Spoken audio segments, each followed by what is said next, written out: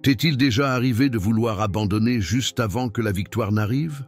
De sentir que tu n'en peux plus, que le fardeau est trop lourd, que tous tes efforts ne servent à rien? Très souvent, le moment le plus difficile du chemin est justement celui qui précède la conquête. Peut-être que tu es exactement là aujourd'hui. Tu luttes depuis si longtemps que tu es épuisé. Tu pries depuis si longtemps que tu n'as plus de mots. Tu travailles, tu crois, tu persévères, mais sans voir de résultats immédiats. C'est à ce moment-là que la fatigue essaie de parler plus fort, que le doute commence à murmurer « est-ce que ça vaut encore la peine de continuer ?»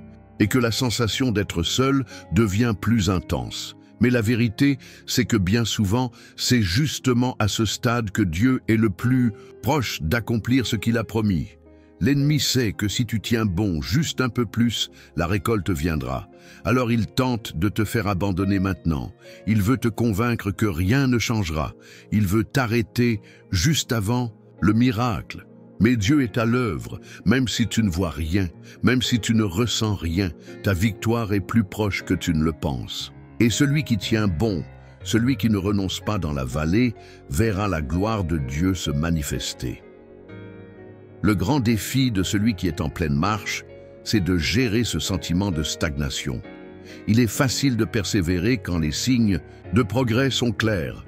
Mais quand tout semble figé, quand les portes restent fermées, quand le temps passe sans changement visible, le cœur commence à s'affaiblir. L'attente prolongée provoque une usure émotionnelle. Les efforts sans retour immédiat engendrent de la frustration. Et petit à petit, des pensées d'abandon s'infiltrent dans l'esprit. Peut-être que ce n'est pas pour moi. Peut-être que je ne suis pas fait pour réussir. Peut-être qu'il vaut mieux s'arrêter ici. Ces pensées ne viennent pas de Dieu. Ce sont des pièges de l'ennemi pour t'empêcher de voir ce que Dieu a déjà préparé pour toi. La parole nous avertit. Une moisson est réservée à ceux qui ne renoncent pas. Mais le temps d'attente teste notre confiance en ce que Dieu a dit, même quand tout autour semble dire le contraire. Le défi, ce n'est pas seulement de se battre, c'est de se battre sans voir. C'est de continuer à semer de bonnes graines, sans apercevoir encore de pousses. C'est de croire que, même dans le silence, les racines se forment, la structure se consolide et la réponse se rapproche, plus qu'on ne le pense. Celui qui comprend cela devient inébranlable, parce qu'il sait qu'avec Dieu, la persévérance n'est jamais vaine. Dans Galates 6:9, nous trouvons un principe qui devrait être gravé dans le cœur de quiconque marche par la foi. Ne nous lassons pas de faire le bien, car nous moissonnerons au temps convenable si nous ne nous relâchons pas. C'est à la fois une promesse et un avertissement.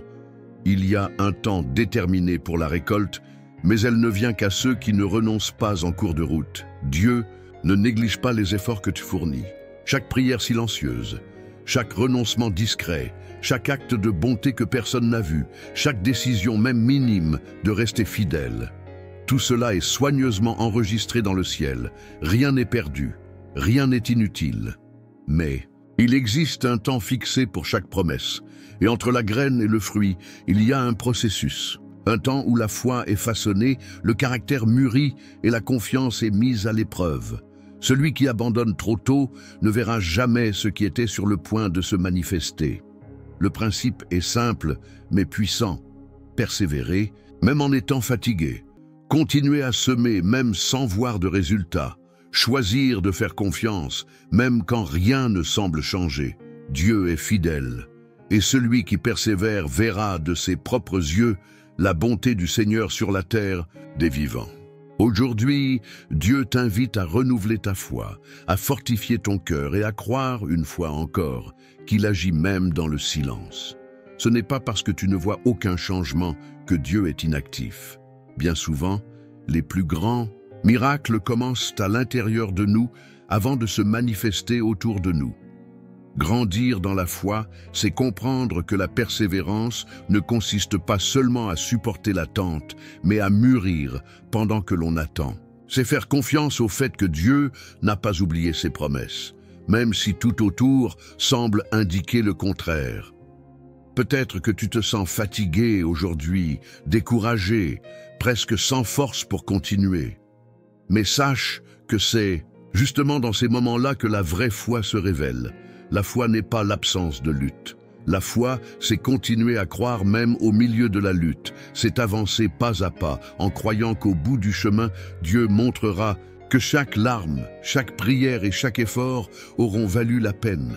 L'appel est clair, ne t'arrête pas maintenant. Ne recule pas. Ne laisse pas la fatigue voler la récompense qui est déjà préparée pour toi. La victoire n'est pas seulement possible. Elle est déjà en train d'être construite par Dieu pendant que tu persévères.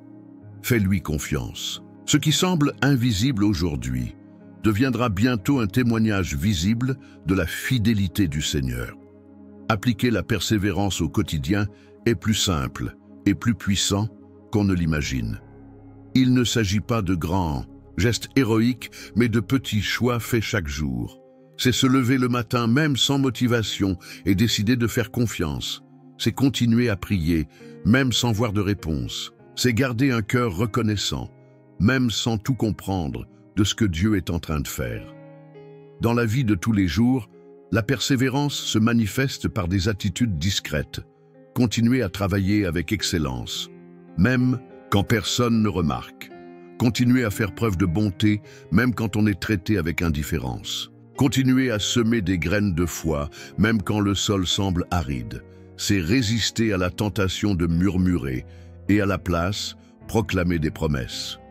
Quand le doute frappe, répondre avec la vérité de la parole. Je sais en qui j'ai cru.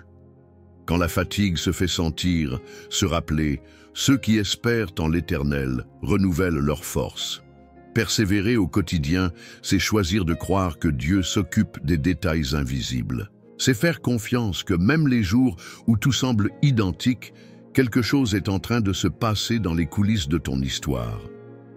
La persévérance se construit par des pas petits, mais constants. Un jour à la fois. Un oui à Dieu à la fois. Et peu à peu, la promesse qui semblait lointaine se rapproche, jusqu'à devenir réalité. Ne sous-estime pas la puissance des fidélités discrètes du quotidien. Elles sont en train de tracer le chemin vers la grande victoire que Dieu a préparée pour toi. Quand la fatigue s'installe et que l'envie d'abandonner devient plus forte, ce sont les promesses de Dieu qui nous donnent la force d'avancer. Ce sont elles qui nous rappellent que notre histoire est entre les mains de celui qui ne faillit jamais. L'une de ces promesses se trouve dans Ésaïe 40, 31. Mais ceux qui se confient en l'Éternel renouvellent leur force. Ils prennent leur envol comme les aigles, ils courent et ne se lassent point, ils marchent et ne se fatiguent point. Dieu promet de renouveler les forces de ceux qui comptent sur lui.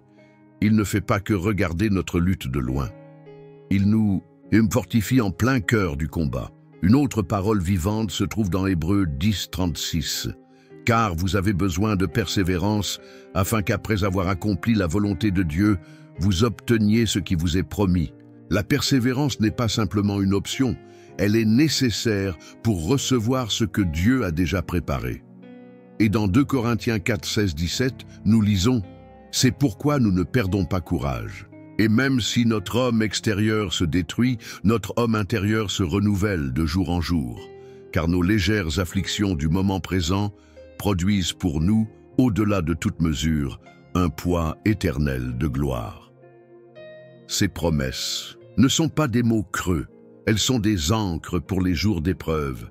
Elles nous rappellent que, pendant que nous marchons par la foi, Dieu construit quelque chose d'éternel et de glorieux dans nos vies. Fais confiance à ces promesses. Elles sont la preuve que ta persévérance ne sera jamais vaine. Tu n'as pas été appelé à simplement survivre aux jours difficiles. Tu as été appelé à vaincre, à grandir, à briller au cœur des batailles. Chaque combat que tu affrontes aujourd'hui te prépare à porter quelque chose de plus grand. Demain, Dieu ne gaspille aucun processus.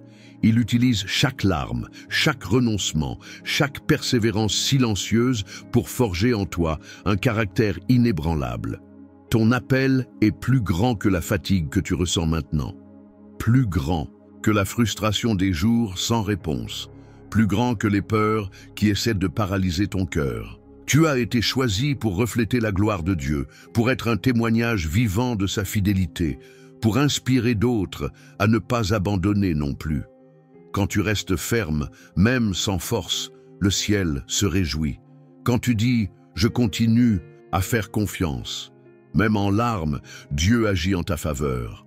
Ton appel exige cette persévérance, car la mission que Dieu t'a confiée touchera des vies que tu ne peux même pas imaginer. Ne te compare pas aux autres. Ne regarde pas le rythme des autres. Dieu est en train d'écrire une histoire unique avec toi, et chaque chapitre qui semble difficile aujourd'hui fera partie demain d'un témoignage qui glorifiera son nom. Tu es en train d'être préparé pour porter davantage de la présence de Dieu, pour vivre des promesses plus grandes, pour marcher dans des niveaux de foi accessibles uniquement à ceux qui persévèrent. N'abandonne pas maintenant. Tu es plus proche que tu ne le crois.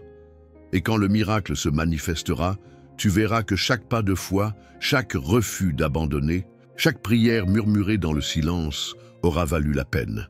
Tu es plus proche de la victoire que tu ne l'imagines. Même si tes yeux ne voient rien encore, même si ton cœur doute parfois, Dieu continue d'agir. Il n'a pas commencé une bonne œuvre pour l'abandonner en chemin. Ce qu'il a commencé dans ta vie, il est fidèle pour l'achever. Aujourd'hui, Dieu t'appelle à renouveler ton espérance, à croire à nouveau, à ne pas laisser la fatigue des derniers kilomètres t'empêcher d'atteindre la ligne d'arrivée. Tu as déjà surmonté tant d'épreuves jusqu'ici. Tu as remporté des batailles que tu croyais impossibles. Ce n'est pas maintenant que tu vas t'arrêter. La victoire que Dieu a préparée pour toi n'est pas petite. Elle sera grande, complète, marquée par sa fidélité. Mais pour vivre cette promesse, il faut rester ferme, les yeux fixés sur celui qui a promis et non sur les circonstances. Tu n'es pas seul. Tout le ciel est avec toi dans ta persévérance. Dieu marche à tes côtés à chaque pas, soutenant ta main même quand tes forces faiblissent. Et si tu croyais vraiment que la victoire est à un pas, quel serait ton comportement aujourd'hui? Avant de partir, respire profondément. Redresse la tête. Continue d'avancer. La récompense est plus proche que tu ne le crois, et ceux qui persévèrent atteignent.